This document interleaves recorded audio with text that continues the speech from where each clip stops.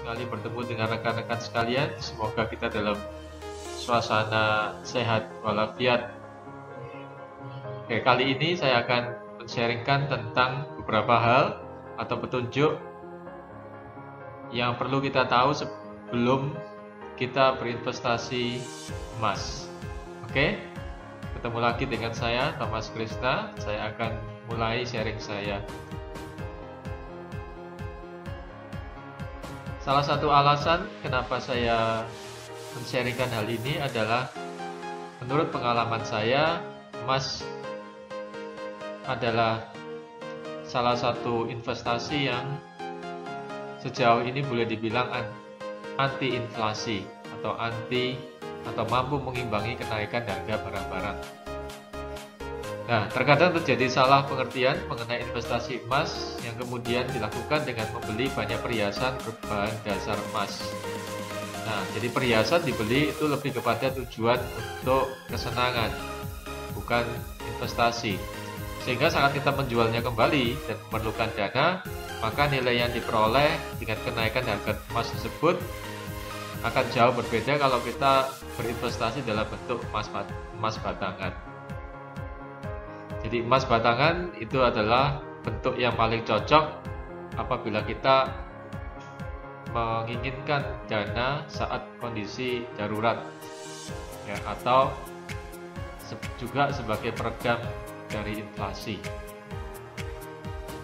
Nah, contoh dari inflasi adalah ketika kita membeli nasi goreng yang saat ini harganya 15.000, maka besar kemungkinan pada tahun depan itu harganya bisa jadi lebih mahal, ya, ataupun kalau toh sama maka mungkin porsinya akan dikurangi atau semacamnya. Hal ini adalah salah satu contoh kecil di mana terjadi kenaikan harga barang-barang secara umum yang menurut.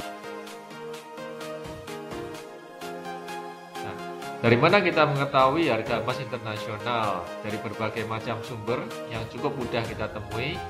Pengalaman saya mengatakan saya mendapat informasi dari goldfood.net, ya. Dan harga emas internasional dalam US dollar dan dalam satuan troy ounce sama dengan 31,1 gram.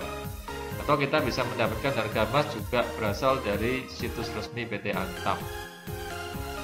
Misalkan harga pada saat ini Jumat 19 Juni 2020 pada pukul 11.25 WIB adalah $1.724 per troy ounce-nya.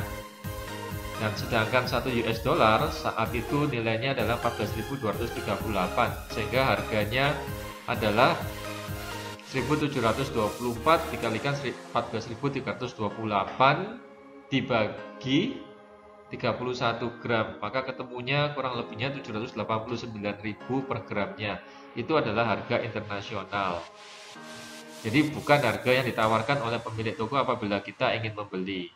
Karena pemilik toko tentu saja akan mengambil keuntungan atas emas yang kita beli, ya. Dan harga tersebut bisa jadi berasumsi untuk berat 100 gram pada emas batangan, ya. Untuk emas yang lebih kecil akan lebih mahal per gramnya.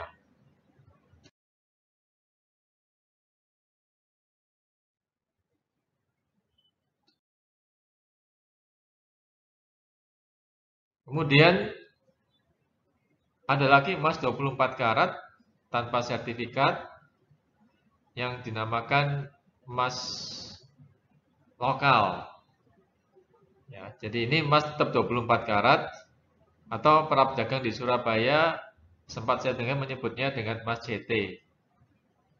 Ya, dan emas jenis ini diperjualbelikan secara potongan sesuai dengan gram yang kita mau. Ya, pastikan sebelum Anda membeli atau Anda membelinya pada toko yang bonafit, yang bisa jadi ramai pengunjung, pelayanannya baik, dan preferensi dari keluarga atau kerabat. Nah, saat Anda ingin membeli emas jenis ini, ya, kita perlu nego sedikit, dan apabila kita setuju, maka akan diminta untuk menunggu karena penjual akan memotong potongan sesuai dengan gram yang kita inginkan. Nah, besar kemungkinan potongan tidak sama persis dengan yang kita mau. Misalnya saya mau 15 gram, besar kemungkinan potongan akan lebih besar dari itu. Maka kita membayar sejumlah rupiah yang sesuai dengan gram dari potongan yang dia potong tersebut dengan menggunakan alat. Ya.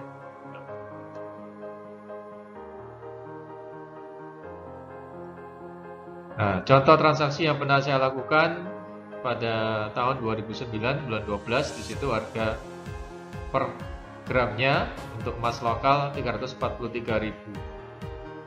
Ya, bandingkan dengan sekarang yang udah 11 tahun kemudian harganya bisa 2 kali lipat per gramnya. Nah, dari situ rekan-rekan bisa menghitung bagaimana emas berusaha membantu kita, investasi emas berusaha membantu kita meredam dampak inflasi.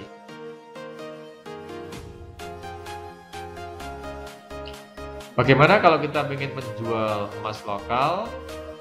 Pada saat transaksi tahun 2008, perbedaan harga beli antara emas lokal dan emas batangan sekitar 13.000 hingga 15.000 per gramnya di toko emas di Surabaya. Demikian juga harga jualnya.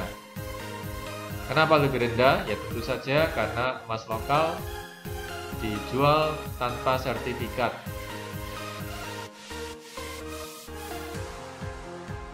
Dengan tanpa sertifikat. Nah, jadi apabila rekan-rekan ingin menjualnya kembali, maka tentu saja akan jauh lebih mudah apabila dijual kembali pada toko yang bersangkutan.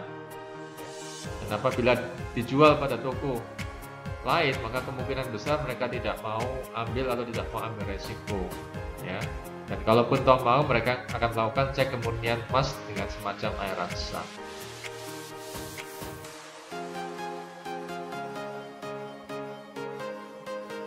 Nah, emas batangan yang cukup favorit adalah emas batangan bersertifikat produksi perusahaan negara, yaitu PT Aneka Tambang atau Antam. Para pedagang di Surabaya menyebutnya dengan emas LM. Mungkin LM diambil dari singkatan logam mulia. Emas hasil produksi mereka paling disukai dan diterima oleh para pedagang dan masyarakat hingga saat ini, bahkan bisa juga diterima di luar negeri. Ukuran yang umum adalah 10, 25, 50, dan 100 gram. Ada ukuran-ukuran kecil yang tidak umum, yaitu 5 gram, 6, 8, atau bahkan setengah gram. Ya, jadi ukuran yang tidak umum mungkin akan sulit, atau toko-toko biasanya tidak menyimpan itu, tidak stok itu. Dan pembelian dengan ukuran yang relatif kecil biasanya nilai per gramnya lebih tinggi. Ya, jadi jika dana cukup, maka lebih baik kita beli dengan ukuran yang lebih besar.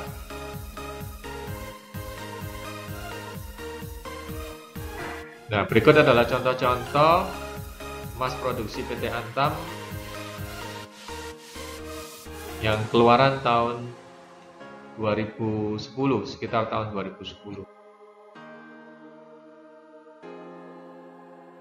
Kemudian ini adalah contoh model keluaran tahun 2000. Ya, meskipun mempunyai nilai jual dan nilai kemurnian yang sama, tetapi kadang pedagang memberi alasan menilai kembali dengan lebih rendah apabila kita menjualnya.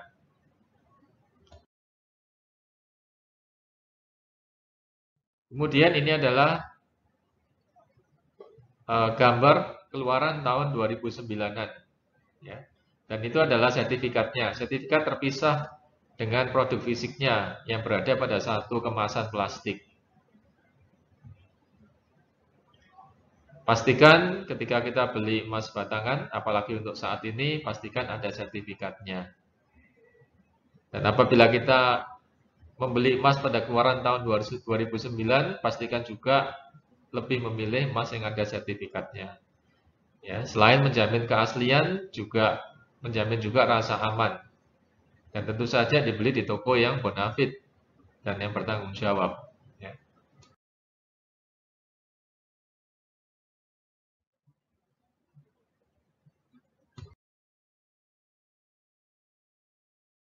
Sedangkan keluaran terakhir tahun 2018 yang pernah saya tahu, emas fisik dan sertifikatnya dijadikan satu dalam kemasan plastik tebal anti air dan sulit untuk dibuka. ada semacam barcode yang bisa di-scan dan dicek aslinya lewat situs. Nah, kemasan sedemikian rupa mungkin dimaksudkan untuk melindungi fisik emas dan sertifikatnya tetap dalam satu wadah, sehingga tak perlu dibuka tutup, karena pembelian tersebut biasanya untuk tujuan investasi.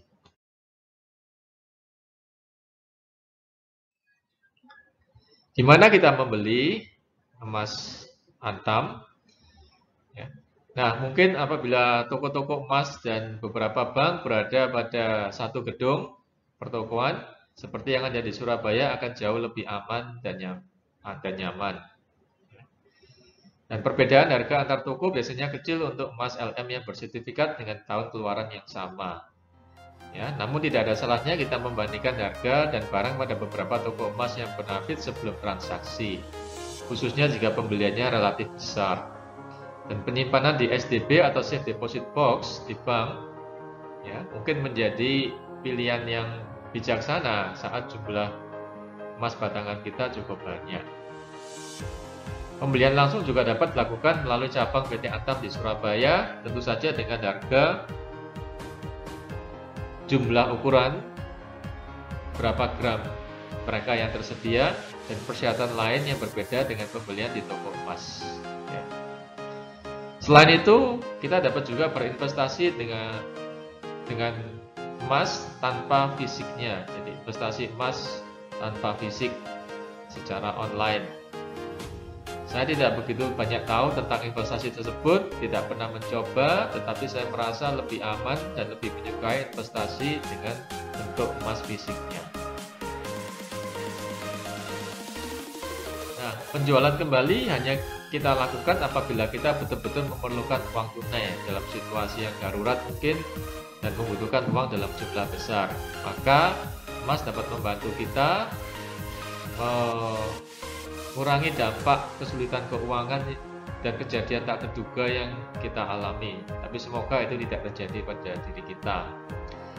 Emas yang lama disimpan tidak akan rusak atau berkurang nilainya, cuma pastikan sertifikat dalam kondisi baik. Ya. Tidak ada salahnya menawarkan pada kerabat atau famili sebelum Anda menjualnya pada pedagang emas. Lakukan sedikit negosiasi dan bandingkan harga antar toko. Atau mungkin Anda dapat menjualnya kembali pada PT Antam, cabang PT Antam. Oke. Kemudian nilai untuk emas yang kita jual kembali pada toko bisa jadi lebih kecil dari nilai emas dunia. Ya, jadi kita beli pada saat harganya relatif rendah dan kita jual kembali saat harganya relatif bagus. Jadi mungkin kita harus menunggu. Ya.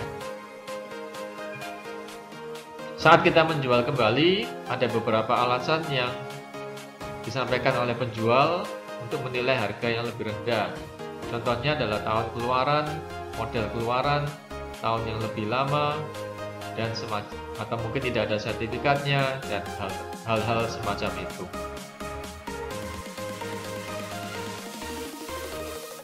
Selanjutnya, untuk tujuan investasi dan nilai lindung atas inflasi saat ini, ada baiknya kita membeli emas batangan.